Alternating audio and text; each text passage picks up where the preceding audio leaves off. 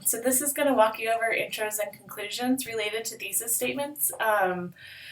Basically, I'll leave this up for you to read, but I wanted to highlight some things. So an introduction should do three things. So it should engage the reader, hook the reader's interest, right?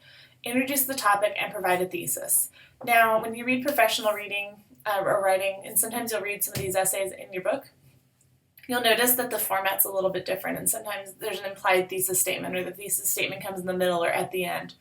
What my job is to do is to teach you to write an essay for a college class. And generally the structure is more formal. So I do teach creative writing, and in creative writing we throw all these rules out the window, but first you have to learn the rules. And so generally you want to, in your introduction, engage the reader, introduce the topic, and provide a thesis, which is your point.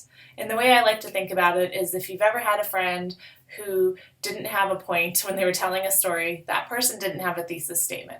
If you know the point of the essay, or you know the point of the story, you're more likely to engage with it, right? Because you feel like it's going somewhere. So your thesis statement states your point, right? And then you develop it throughout the essay. And there's a little bit more about this on working thesis statements in the introduction there. So this sample intro, it kind of walks you through those three elements. I got a C on my first writing assignment in college, and I thought it was the end of the world. That's supposed to grab your interest, and I'm sure you're not falling out of your seats, but the idea that a C would be equivalent to the end of the world is sort of a dramatic statement supposed to grab your interest. That's one way of hooking the reader, okay? And then the author introduces the topic. So in high school, teachers always praised my papers. I had a way with words and an extensive vocabulary. I was daring, tossing $10 million words like erudite into my prose. Sometimes I had just an inkling of what the words meant, but I couldn't resist the temptation to sound educated. Mr. Stevens, an English professor at Saddleback College, changed my notions about good writing. All of that is introducing the topic, okay? Giving us an overview, okay, this is going to be about learning and, writing in some way, but we're not quite sure what the point is yet, okay? But this is the lesson that he learned. So he taught me that simplicity engages a reader while pretentiousness only turns them off. So this is a narrative essay. This author has hooked the reader, introduced the topic, and provided a thesis. So that's a full, complete intro. That's one way of starting an intro. I used to have trouble with intros and conclusions because I felt like I just wanted to tell my story and not worry about it. But I really like this handout because it gives you, hey, here's 20 ways you can start a paper that you could try. And if you always start it one way, like if you always use a statistic, or you always ask a question, or you always start with a quote, these are lots of different ways to get into your essay. And some of them are appropriate for a memoir essay, which is your first assignment, and some of them are appropriate for other types of essays, like argument research or profile, which we'll be doing later this semester. So that kind of covers intros. Next is conclusions, and conclusions used to be my very least favorite thing to write. I was done with my story, and I don't want to just repeat myself, right? And I think sometimes you have English teachers who tell you should repeat yourself in your conclusion. And that's really not the purpose of a conclusion. I already read what you wrote, and you don't want to just repeat yourself.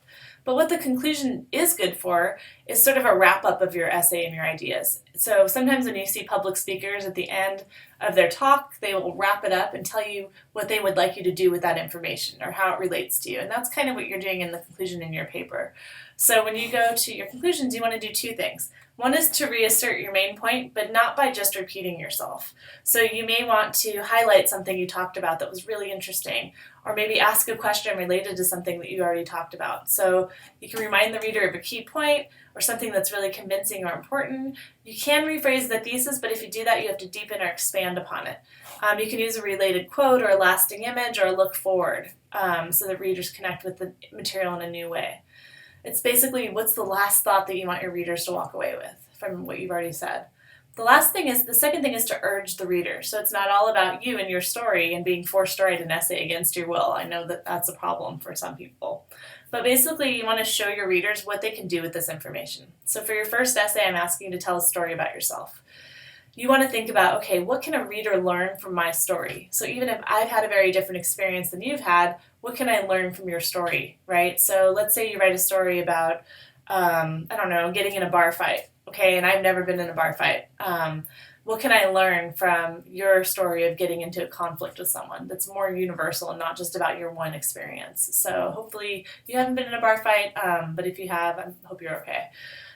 So this is a sample conclusion here. So this is from a different kind of essay. So it says, could there be any good from a tragedy like Walkerton's? Is it possible that more people are aware that water may be contaminated? So as you see there, they're talking about a tragedy, a water contamination tragedy in the city of Walkerton, and it's asking the reader a question and giving them a way to think about the topic in a new way, in a way that makes them look forward. Okay, so it reasserts the topic in the form of a thought-provoking question. It then asks, it says, today people are beginning to take responsibility for the purity of the water they and their families drink, so it connects to the reader. In the end, more and more people will know about the dangers of contaminated water without learning the hard way. Looks to the future. So they kind of want you to worry, the next time you get a glass of water, they want you to worry about the kind of, could it be contaminated, right? And so it gives you a look to the future there. So this also gives you some ideas for conclusions. So you can conclude with a question, conclude with what you should plan to do next, a call for action, something you should do with that information, a prediction, etc. So you're not introducing any new information in your conclusion. That should be in the body of the essay. What you're doing is just reiterating your main points and connecting with the reader. So I hope that makes sense. So that's what I'd like you to do in every essay you write, so for this class, and probably going forward in most of your college classes, unless you take creative writing, for example. So you want to, in your intro, introduce the reader, hook the reader, introduce the topic, give a thesis, and in your conclusion, you want to reassert a main point and urge the reader to do something with that information. So I hope this helps you with your intros and conclusions, and if you have any questions, as always, please contact me.